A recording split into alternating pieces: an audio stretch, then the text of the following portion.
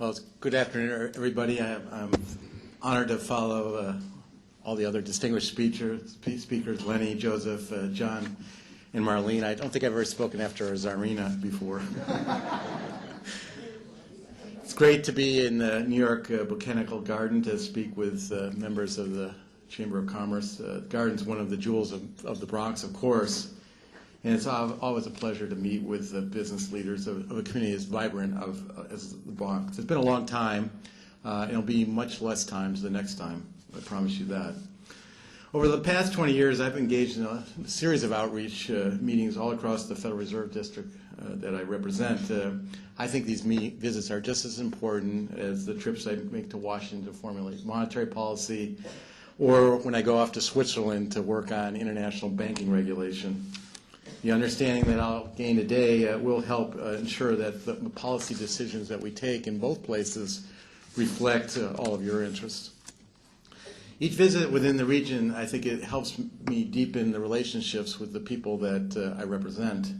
As you may know, the New York Fed's district is fairly complicated. We include all of New York State, 12 counties in northern New Jersey, Fairfield County, Connecticut, Puerto Rico, and the U.S. Virgin Islands. So in the winter, we like to go down and see Puerto Rico, of course. This year, I've met with community leaders, businesses, and elected officials around the region. Now, the Bronx, it's the city's second smallest borough. That makes it sound small, but it has 1.4 million residents. That's equal to the combined population of 3 or 4 average U.S.-sized cities. And you are host to lots of world-class institutions, such as the Yankees. I'm a Red Sox fan, so that's a little painful for me to say. Hey, you did better than we did this year. The New York Botanical Garden, the Montefiore Medical Center, and Hunts Point Market are some of the key things in the Bronx. You're also home to the largest Dominican population in the city, and sizable groups from around the globe. In sum, the Bronx is a major metropolitan area and an economic force in its own right. So by way of introduction, I'll briefly review what the New York Fed does and what makes my job so interesting. As always, what I have to say reflects my own views and not necessarily those of the Federal Reserve System or the Federal Reserve Open Market Committee, also known as the FOMC. I serve as vice chairman of the FOMC. This is the Federal Reserve Committee that meets 8 times a year in Washington to set interest rates and make other decisions about monetary policy. At these meetings, each committee member presents a recurrent view of their regional and national outlook for the economy. And for what we do to develop these assessments is we talk to our research, we add critical information we get from our board of directors, regional councils, community leaders, and people like you. At the New York Fed, we continually track conditions in our district, and we've created quite a few tools for that purpose. For example, my staff every month produces indexes of monthly economic activity, essentially local measures of output for New York, New Jersey, and New York City. We've also started a consumer panel to track what's happening in terms of household credit conditions. In addition, we have a new survey about credit and financing for small businesses. Almost 900 regional businesses responded to our May 2011 poll, and about 10% of those were from the Bronx. So we thank you for that. If you, as part of the small business, would like to participate in our January poll, please pass your card over to some of the Federal Reserve Bank of New York people over at that table right there, and we'll be happy to poll you in January. This December, we're going to host a workshop for the New York City's metro area small businesses, provide information about how they can seek credit enhancements and get loans from the Small Business Administration. I will send you, your president, Lenny Caro, your details about how to register for this event. So we hope to see some of you at the New York Fed in Lower Manhattan in December. Now, as you know, even states as wealthy as New York have large pockets of poverty, so we also target some key initiatives specifically to low and moderate income groups. We've worked hard to help neighborhoods, including some in the Bronx, that face high foreclosure rates. In fact, later today I'm going to tour some of the hard-hit areas in this area with the city's Commissioner of Housing Preservation and Development. To share what we learn about the New York Fed District, we have a rich website I invite you to visit newyorkfed.org. That's newyorkfed.org to explore our details, maps, and information that really shows in some detail what's going on in this district. Finally, and crucially, in the aftermath of the financial crisis, we are working with our Fed colleagues and other agencies to put the nation's financial system on a firmer footing. Yes, it's true that much remains to be done, and we are determined to keep at it.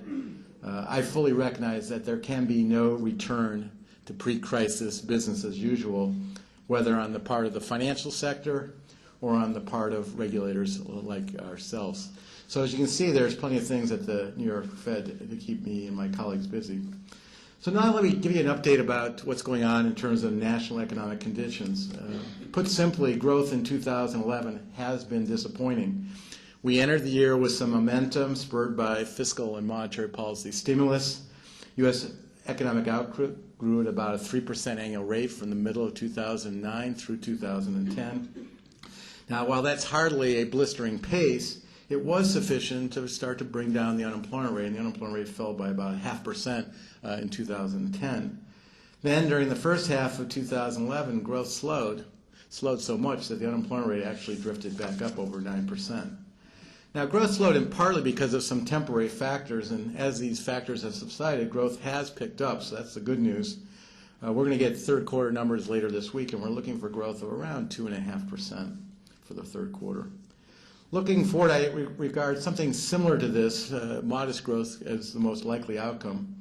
You know, the fact that the economy is still so sluggish convinces me that other more persistent factors, not just temporary factors, must also be holding the economy back.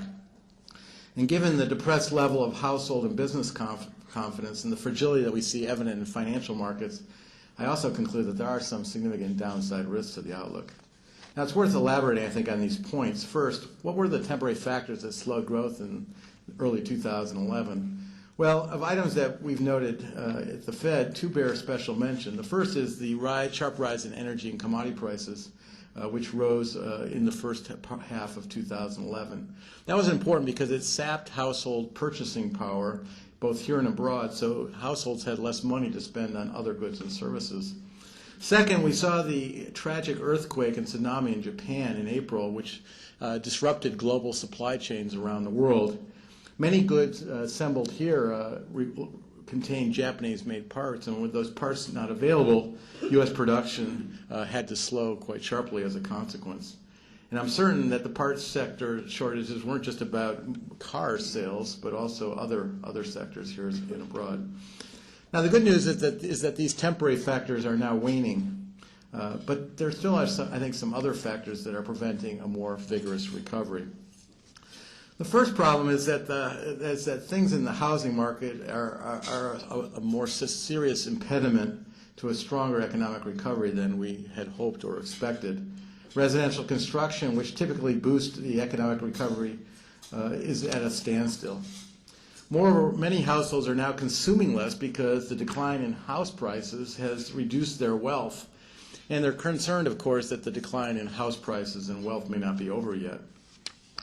Mortgage rates are at record lows, and home prices no longer appear to be overvalued based on many different affordability measures. But obstacles to refinancing and access to credit for home purchases are limiting the support that we would expect to see to the housing sector provided by low mortgage rates. Meanwhile, the large supply of foreclosed homes for sale and the prospect of that unemployment rates will remain high and that we'll continue to see negative equity in people's homes, that will continue to feed the foreclosure pipeline. And that's going to continue to put downward pressure on home values. The risk of further home price declines in turn is a negative because it discourages would-be buyers from re-entering the market. They just would sit and wait for prices to decline further. Continued home price declines could even lead to more defaults, foreclosures, and distressed sales, which could undermine wealth, confidence, and spending. So breaking this vicious circle, I think, is one of the most important issues facing policymakers. Second issue is the cutbacks in employment and spending that we see by state and local governments. That intensified in 2011 and is likely to continue. Looking forward, states are likely to cut spending further because federal fiscal aid to the states is petering out. In addition, based on current law, in other words, if we don't do anything different, in 2012, the federal government will end much of the support that it has been providing to the economy through various stimulus measures. As these measures expire, households will have less income, will consume less, and businesses will have less incentives to invest. Plus, the new Budget Control Act calls for additional sharp cuts in federal spending. Our nation needs to get its public finances in order, and done correctly with a focus on the long term, this could support confidence and growth. But it's very important to avoid excessive short-term cutbacks or tax increases that could harm the recovery. Finally, the sovereign debt crisis in Europe has weakened the outlook for global growth, and with it, the outlook for U.S. exports. To date, these effects have been more acute in Europe than they have here in the United States, but the spillovers to the United States may occur, so we need to monitor this situation very closely. Thus, our economy continues to face some serious headwinds. Without robust growth, the economy is more vulnerable to negative shocks, which unfortunately seem to keep on coming. It's like riding a bicycle at a slow speed. The bicycle wobbles, and the risk is that it will fall over. Politics have not helped. The intense debate about raising the debt limit ceiling, I think it took its toll on household and business confidence. And more recently, the difficulties in Europe and lower growth prospects have made investors less inclined to take risks, spurring a major stock market sell-off and widening credit spreads. All these events increase the downside risk to growth. So now let me turn to the inflation outlook. As you may know, the FOMC has two charges: promoting stable prices and sustainable growth. Now, this has been a tough year for us on both counts. The unemployment rate remains too high, above 9%, and at the same time, inflation has risen more than expected. Nevertheless, though, because policy works with a lag, we have to make policy based not on where inflation is today, but where we think it's headed in the future. And I believe that the underlying fundamentals are such that we will actually see inflation decline over the next few quarters. As of August, the 12-month change for one broad measure of consumer price inflation was 2.9%, so a bit below 3%. That's almost double the rate of increase of the prior year. However, when we look at what caused that, the bulk of the increase was due directly to the run-up in energy and commodity prices. And those prices are volatile. They tend to bounce around a lot. Measures of the underlying rate of inflation, so taking aside energy and commodity prices, have moved up too, but by much less, and to levels broadly consistent with what we seek in terms of price stability. I expect those to subside too as well. It's important to remember when we think about inflation that a year ago that we were actually worried about deflation, meaning a persistent and widespread decline in prices might take hold. Now that might sound like good things to some people. Gee, prices are falling, I can buy more stuff. But the reality is deflation is actually quite negative for the economic outlook, because deflation tends to inhibit growth. People and companies hold back because they say, well, prices are falling, I don't need to do anything. I'll just wait for prices to fall in the future. And falling prices are almost always associated with falling wages. So avoiding outright deflation is a very good thing. Now, barring some surprises in the energy market, I expect that inflation will fall later this year and next. Moreover, I think in terms of the inflation, one thing that's actually critical is that households expect inflation to stay low in the future. Household inflation expectations are well anchored. This is very, very important because when expectations are well anchored, it makes it much easier for us at the Fed to deliver low and stable inflation. Now, in light of the current weak outlook, the Federal Open Market Committee has announced that we expect to keep short-term interest rates exceptionally low, at least through the middle of 2013. And we've announced that we're going to change the composition of the assets that we hold to provide additional support for growth. In addition, we're discussing other policy steps that we could take to promote a stronger economic recovery, even as we work to keep inflation pressures in check. Now, just like interest rate cuts in normal times, our monetary policy provides support through lower interest rates that encourage private sector investment and household spending. But this is a policy tool that should not be confused with fiscal stimulus or government spending. That's different. I believe that the actions that the Fed has taken will be supportive to growth and jobs.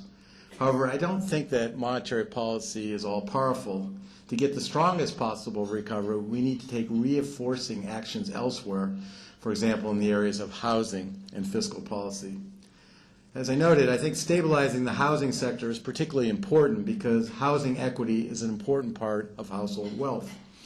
This calls for a comprehensive approach to housing policy, starting with the urgent effort to remove the obstacles that make it difficult for all borrowers to refinance to take advantage of today's lower mortgage rates. But it has to extend beyond that to tackle some of the other problems weighing on housing.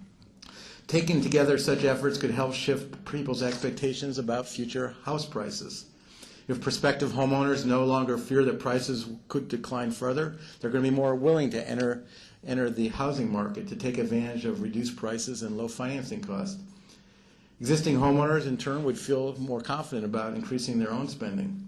A vicious circle could be replaced by a virtuous one in which stabilization in house prices supported spending job growth. Now earlier today, the FHFA, which regulates Fannie Mae and Freddie Mac, set out plans to address one element of this problem: obstacles to refinancing for borrowers with high loan-to-value ratios. I welcome this as a step in the right direction and hope that more steps will follow.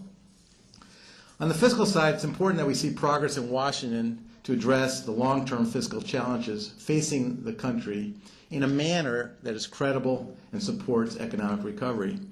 Not only is it important to reassure households and businesses that the U.S. budget is on a sustainable path, but also this would be important from a larger confidence perspective, demonstrating to our citizens in the world that the political process in Washington can still work to make tough choices in the national interest. In this regard, the ability of the so-called Congressional Supercommittee to reach agreement on a way forward is a very important opportunity that I hope will not be squandered. Now let me turn to how the regions fared during the downturn in its aftermath. Based on the New York Fed's indices, the downturn in the economy in New York City ended in November 2009. Since then, the city's economy has been on the mend, and as of September, the recovery continues at a relatively healthy clip. The local economy fared quite a bit better than the nation as a whole. Employment fell by a smaller percentage in the city than it did nationally.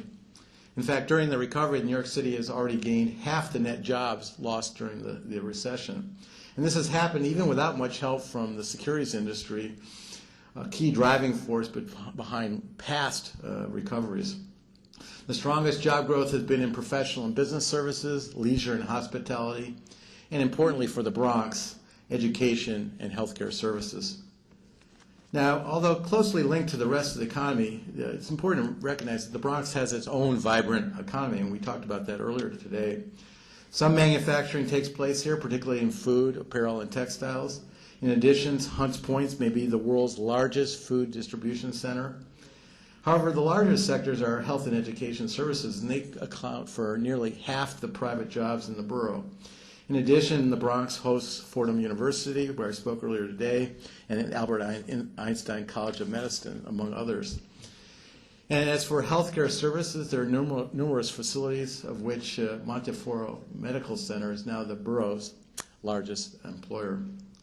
I'm pleased to report that the Bronx, unlike the nation and the city overall, actually sustained almost no net job losses during the recession. And while national unemployment rate remains well below its pre-recession peak, the Bronx has actually added 10,000 jobs since the recession began. Some of this resilience is due to the borough's concentration in healthcare and education, the only sectors that grew nationally during the recession. Another factor is that Bronx residents largely rent their homes, so they were less vulnerable to the fallout from the housing crisis. Now, this is not to say that things are well here. I mean, I'm just saying that things are moving in the right direction. Some 12% of the Bronx workforce, a painfully high share, is jobless, and less than a fifth of the adult population in the Bronx holds a college degree. The seeming disconnect between the pace of job creation here and high unemployment reflects in part commuting patterns. Many Bronx residents work in Manhattan and other places where job trends have been less favorable. In addition, not all the jobs in the Bronx are filled by borough residents. High unemployment and low levels of education help explain why per capita income here is less than two-thirds the national average. A quarter of the population here lives below the poverty line, more than double the national rate. Reducing poverty and raising the graduation rate are clearly major challenges for policymakers here, even though the Bronx, like the city, seems headed in a promising direction. So how are families here doing in terms of reducing their debt to more sustainable levels? Let me tell you a little bit what our special credit panel reveals about Bronx residents. Families here as renters carry relatively little debt. However, it worries me that in contrast to falling debt levels elsewhere, Bronx residents have not reduced their indebtedness during the last 2 years. Also troubling is the fact that 17% of household debt in the Bronx is seriously delinquent, and that's roughly double the rate for the state as a whole or for the nation. Plus, the number of delinquencies is still climbing, even though it's starting to fall in the state and nation. So that tells me that the Bronx households still have considerable ways to go before they reach more comfortable levels of debt relative to their income. So in conclusion, let me sum up. Over the first half of 2011, the slowing of the economy in the nation and the weak labor market have been major disappointments. Recently, growth has picked up modestly, but not enough to reduce the unemployment rate. Despite some bright spots in the U.S. economy, strong headwinds are preventing a more vigorous recovery. Inflation, which has risen in recent months, is posed to decline soon. The Fed is doing and will continue to do everything within its power to promote jobs and price stability. High poverty, unemployment, and high delinquency rates suggest that the Bronx, while it's made some progress, continues to face a number of challenges. The continued job growth in the Bronx, though, and the rest of the city should create more opportunities for Bronx residents to improve their incomes and personal finances. Going forward, the key challenge for the Bronx will be to prepare its residents for the best jobs being created in the region. The Bronx must strive to build the human capital of its residents, that is, the education and skills of all its workforce. A region's human capital ultimately determines a large part of its economic success. The Bronx needs to ensure that it can attract and train workers for a broad range of tasks that an advanced economy demands. It's nice to see that these development efforts are underway, so there'll be opportunities for people with the skill sets here in the Bronx. But there has to be more done in terms of expanding education and skills so we can broaden participation in the economy to all residents. Thank you very much for your kind attention. I'd be very happy to take a few questions. Anthony Palacio, please. How will Europe affect us? I mean, the more I read the worse it seems inevitable. Well, the answer is we don't know yet. I mean, we think that the European problem is solvable. If you look at Europe and you look at their level of debt, level of government debt, and you look at their level of government deficit, they're actually, as Europe taken as a whole, in better shape than we are in a number of other places around the world. So this is a solvable problem. The problem why it's difficult to solve is that if you look at the European Union and what has to happen to actually get this to a solution, you have 17 governments and parliaments that all have to coordinate their activities. And so that makes it very difficult. We saw just, in the United States in terms of raising the U.S. debt limit, how difficult it was to get action in Washington. So you can imagine when you're dealing with 17 governments and parliaments where you have to get this coordination. We expect at the end of the day that the Europeans will do the right thing and muddle through, because we do think that the European countries are committed to a European Union and a European system of government. There have been a lot of benefits throughout Europe through this union, so we expect them to get this done. Obviously, lots of things are being discussed, and we'll know more in terms of what's planned later this week on Wednesday, and we wish them all the best of luck. Please. You, just across from the bank, from the sorry. Penny Lorenzo. Penny. I was just wondering, given that the Fed has lowered its interest rates to zero, just about, and engaged in quantitative easing 1 and 2 and maybe 2.5, has the Fed run out of bullets to do anything to help reduce the job situation and stimulate the economy? Is that all really on the side of the fiscal No, I don't think the Fed has run out of bullets. There's a number of things that we could do to provide even greater stimulus, but there are costs associated with each of them. We could extend our commitment in terms of commitment to low short-term rates for a longer period. We could change how we do monetary policy to basically commit to stimulus for a longer period. It's possible that we could do another round of quantitative easing. We could do quantitative easing round 3. So I think that we're not out of ammunition. But as I think I tried to make clear in my remarks, the Fed monetary policy is not all powerful, and to make monetary policy more effective, it would be very helpful to remove some of the impediments that are impeding the transmission of monetary policy stimulus to the real economy. That's why taking steps on housing that allow more people to refinance their mortgages, to clear the foreclosure pipeline of real estate properties. I mean, right now we have a very ironic situation where rents are going up, even though there's a huge stock of homes that are making their way through the foreclosure pipeline. Well, if we get those homes through that pipeline and sold and into the marketplace, that would be, I think, helpful, because right now that's not really helping the economy. So I think we need to look at what steps can we take that augment and make monetary policy more effective. Please, I didn't get your name. What is it? Wilson Rosa. Who do you represent? Other Riverside. Question. We have one. Okay. You mentioned about closing the foreclosure pipeline and that essentially easing the housing market. There's a debate, instead of allowing people to refinance, that we should allow foreclosed homes to foreclose, and that would speed up the housing recovery. So I wanted to get your thoughts on that and which path would be better. Well, I didn't say close, I said clear.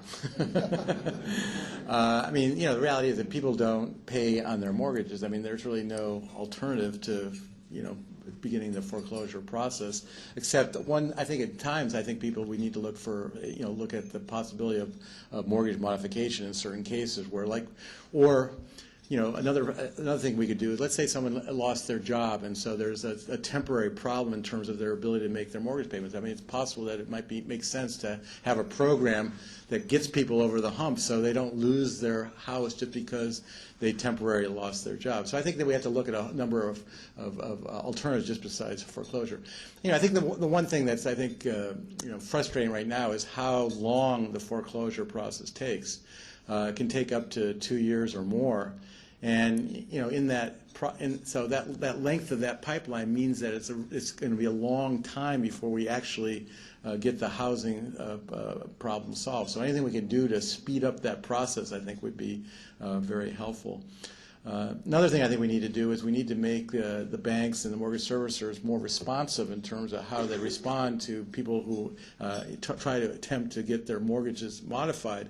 In my travels around the region, we sat down with community development representatives, and I've heard, firsthand some really chilling stories about how difficult it is to actually get the mortgage modification process going. And I think it's hard to know exactly, if the difficulty is that the mortgage servicers and banks are just not well organized to set this up, or it's something more deliberate. But it's very, very frustrating, and I've heard the frustration of people firsthand, and I have to say, if I were in their shoes, I'd be equally frustrated.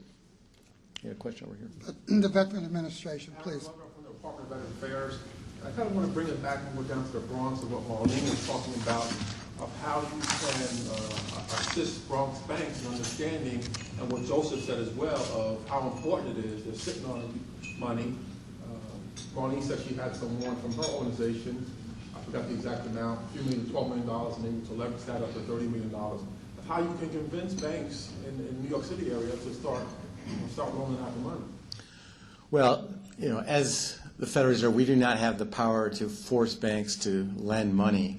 What we can do, though, certainly is make sure that our examiners, in terms of how they regulate the banks, don't overdo it in terms of being too restrictive. I mean, the housing sector is a good example. Right now, people should be more willing to lend to houses because prices have fallen a lot. The houses were a lot more risky to lend against 4 or 5 years ago when house prices were high. Now the house prices have come down. It's actually much less risky. So it's very important for us to not make sure that the needle doesn't go from too loose to too tight. And so we can certainly do something about that.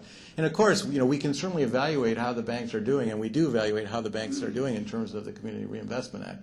So we will hold banks' feet to the fire in terms of they have to perform up to the legal requirements that are on the books. We have one more question. We have two questions. Would you hang on, Anthony? Let me just have Madeline. Good afternoon. I'm on the lending side, and I sympathize with you from the regulatory aspect of it. Can you please talk to us a little bit about what kind of regulations you put in place? Because what I get on my end is that there's a lot of regulations, and as a result of that, the bankers are not, they're very eerie in terms of what to do. They can no longer lend the way they used to. That credit box has changed, where credit scores were allowed to go down to 650, now they're looking at 750, 800. I mean, can you talk a little bit about some of the regulations and maybe how to ease that up a little bit so the banks can start lending again? Well, I think the banks, I think it's fair to say that one of the outgrowths of the financial crisis was the Dodd-Frank Act, and the Dodd-Frank Act proposed a whole, complicated set of regulations. That's the law, and we have to enforce the Dodd-Frank Act. So I think it's fair to say that a lot of banks are sort of coping with what does the Dodd-Frank Act mean for me in terms of how is it going to affect my business. So we have to be smart about how we actually put those regulations on the books and do it in a way that has appropriate cost benefit in terms of their operations, but recognize the fact that we do have to enforce the law as Congress has written it. I think that the key frustration of a whole set of people is how do you keep the needle from swinging too far back in the other direction. We think that while FICO scores might have been too liberal and mortgage underwriting standards were too loose during the peak of the boom in 2004, 2005, it's important that the needle not swing too far in the other direction so that only people with absolutely pristine credit can actually access credit. So I think all we can do is encourage the banks that that if everyone else is too shy and you're not so shy, there's a money-making proposition out there to the extent that other people are overreacting. Last question, please, Anthony.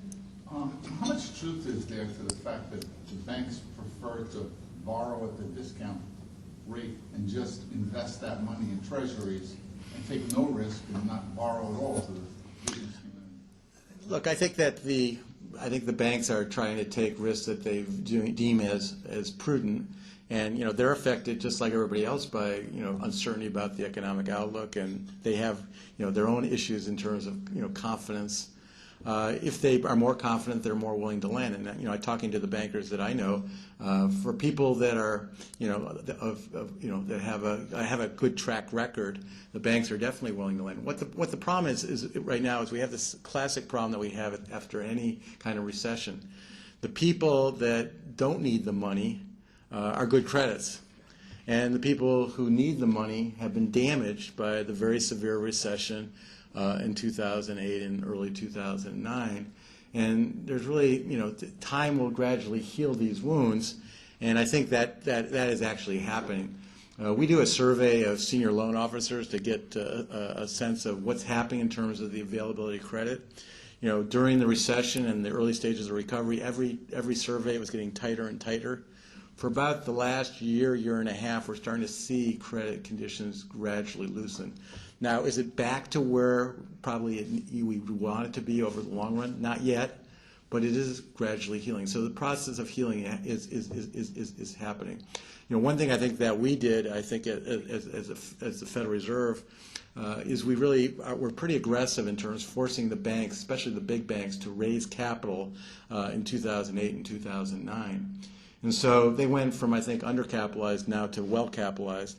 And that's taken away one of the constraints on their willing to lend. Thank you very much. It's a pleasure to be here. Good.